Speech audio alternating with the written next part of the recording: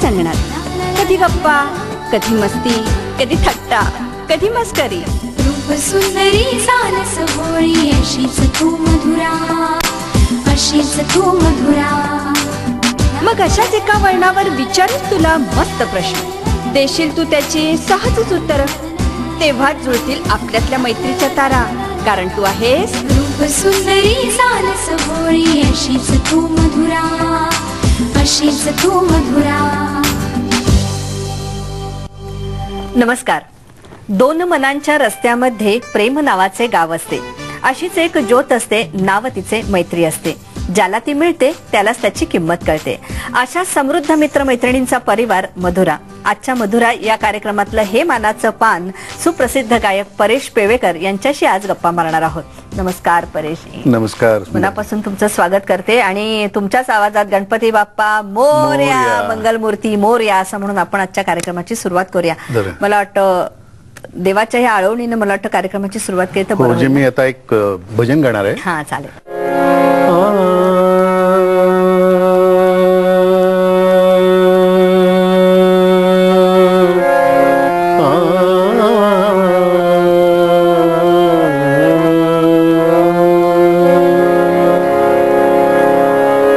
साई तुझी माया,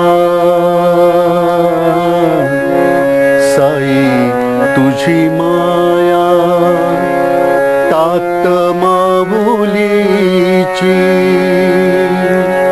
ओढ सावलीची मज लागे.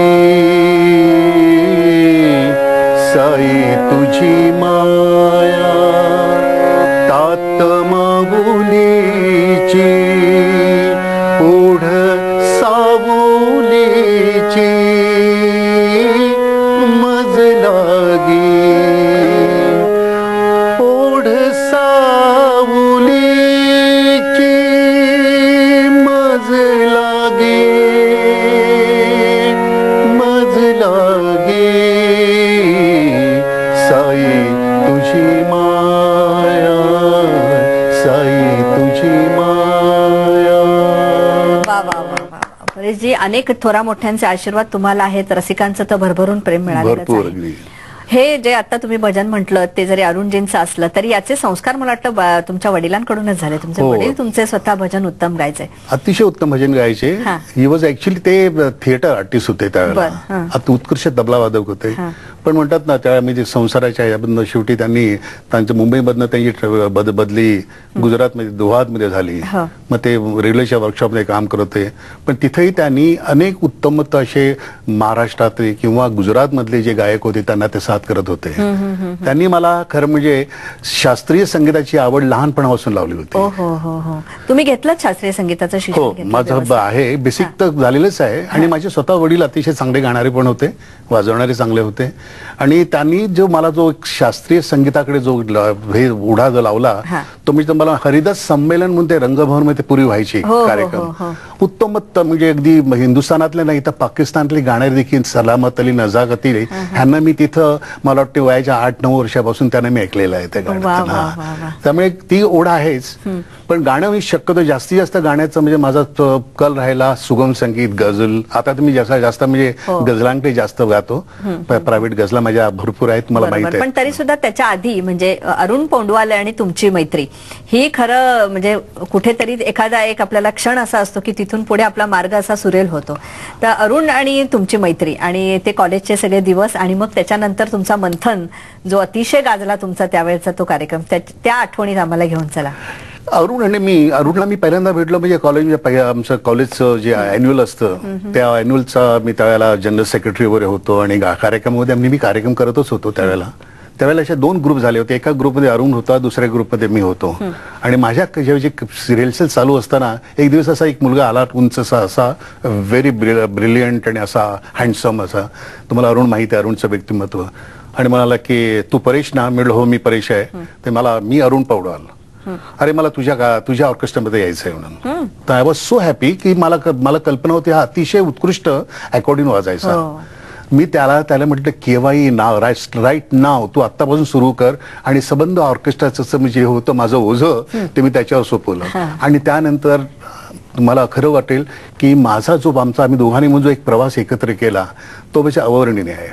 आम्ही दोघांनी मिळून नंतर ते शॅडोज ऑर्केस्ट्रा म्हणून तयार केला होता आमचा जमवला होता. त्यामुळे आमच्या अरुण तर होता, नंतर सुरेश यादव फेमस सॅक्सोफोन वाजवणारा तो देखील त्यामध्ये होता.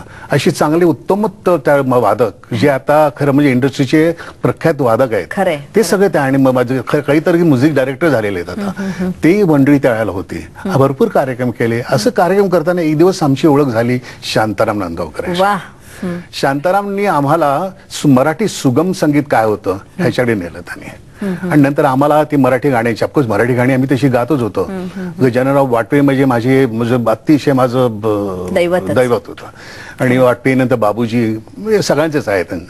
त्यामुळे ती गाणी नंतर नांदगावकरांनी सुगम संगीत त्यांचा तो सहवास आणि त्यांनी जे काय दोघांनाही आम्हाला अक्षरशः मूळ करण्याचा जो त्यांनी प्रयत्न केला तो अवर्णनीय आहे आणि आम्ही कधी त्याला विसरू शकत नाही शांतारामला. आणि अरुण ह्या दोघांनी आम्ही तिघांनी मिळून अनेक काही कार्यक्रम त्याला केले. स्वरस सौरभ नावाचा जो आमचा एक वाद्यवृंद होता तो त्यांनी आम्ही तिघांनी मिळून स्थापन केला. अनेक नवोदित कलाकार आमच्यासारखे माझ्यासारखे तिथं ते यायचे. तिथंच अरुणची भेट अलका नाडकर्णी म्हणजे अनुराधाशी झाली त्यावेळेला तिथं. नंतर मी भेटलो सुप्रसिद्ध गायिका नीला जोशी जी आता नीला रवींद्र आणि निवेदिका अतिशय तिची भेट मला तिथं झाली. अप्पा वडावकर, प्रशांत ठाकरे अशी अनेक मंडळी त्यावेळेला आम्हाला मिळाली आणि आम्ही खरं म्हणजे प्रशांत, अप्पा, मी आणि नीला मिळून अनेक परदेशी दौरे केलेले आहेत. पण त्याच्या आधी तुम्ही मन्नाडे नंतर मला वाटतं मुकेश दा, किशोर कुमार यांची सगळ्यांची गाणी तुम्ही गायचा. मी माझा मुकेश आणि तलत आणि मन्नादा हे एक माझे दैवत होते. अजूनही माझ्यात मला कल्पना आहे माझी स्वतःची तलत महमूदच्या 2 सीडीज आहेत म्युझिक इंडियानेच काढलेल्या. मन्नादांची कुठली गाणी म्हणायचा तुम्ही? मन्नादांची म्हणजे सेमी क्लासिकल गाणी म्हणायची. बघू ना एखादी झलक द्या ना आम्हाला, आम्हालाही त्या आठवणीत जाऊ देत.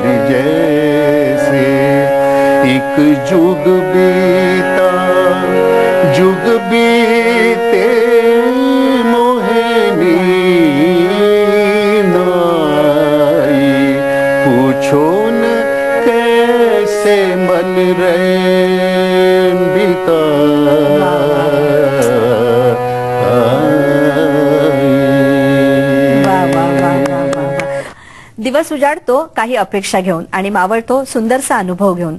अपेक्षा आणि अनुभव यांच्यामधला हा सुरेल प्रवास परेश पेवेकर यांच्याबरोबर आपण गप्पा मारतोय. त्याआधी घेऊया छोटासा ब्रेक. सुंदर सुंदर दिवसांच्या सुरेल आठवणी प्रसिद्ध गायक परेश पेवेकर यांच्याबरोबर या आठवणी आपण ताज्या करत आहोत. दत्ता डावजेकरांचे पण ऋण तुमच्यावर खूप आहेत, म्हणजे त्यांच्यामुळे तुम्ही घडलात असं तुम्ही नेहमीच म्हणता. हो अगदीच. डीडी म्हणजे अतिशय माझं दैवत आहे. दीदींची ओळख मला देखील शांतांमुळेच करून दिली. दीदींनी माझ्या भरपूर प्रेम केलं. त्यांनी अनेक उत्तम गाणी मध्ये दिली. त्यावेळी मी रेडिओ आणि टीव्हीवर गायलो. माझा खरं म्हणजे दीदींचा सहवास हा माझ्या आयुष्यातला जे प्रत्येक गाणाऱ्याला गुरु असे आपण जो संगीतकार असतो त्यांचा गुरुच असतो असं माझं म्हणणं आहे. आणि त्यामुळे दीदींबरोबर जो मी सहवास घालवला किंवा वेळ जेवढा दिला त्यांनी मला त्याचा मी किती उपयोग केला हे मला नंतर कळलं. पण त्यामुळे माझ्या गाण्याला एक प्रकारचा म्हणून एक असा शेप येतो तो आला त्यांनी. दीदींचं त्यांचं एक प्रेम, त्यांचं तो एक निकळसाचा स्वभाव ह्यानी इतकं मी भारावून जात होतो. दीदी कधी कुणावर रागवले नाहीत. दीदीने गाणं सांगताना ते गाणे जे सांगायचे तुम्हाला कल्पना आहे. दीदी सिगारेटच्या पाकिटावर गाणं बसमध्ये ट्रॅव्हल करताना गाणं बनवायचे. त्यांचं ते अतिशय प्रतिभावंत संगीतकार असे त्यांनी गाणं मला डुएट गाणं मला आणि माझ्याकडे आणि वाणी जयराम प्रसिद्ध गायिका आम्ही दोघांनी त्यावेळेला दूरदर्शन ते गायलं होतं दूरदर्शनवर आणि अतिशय गाजलेलं गाणं होते. शांताराम मांडगाव शब्द होते ते तळव्यावर मेहंदीचा अजून रंग ओला आणि इतकं सुरेख गाणं. आता आय डोंट नो मी एकटाच गातोय पण बघूया कसं जमतंय.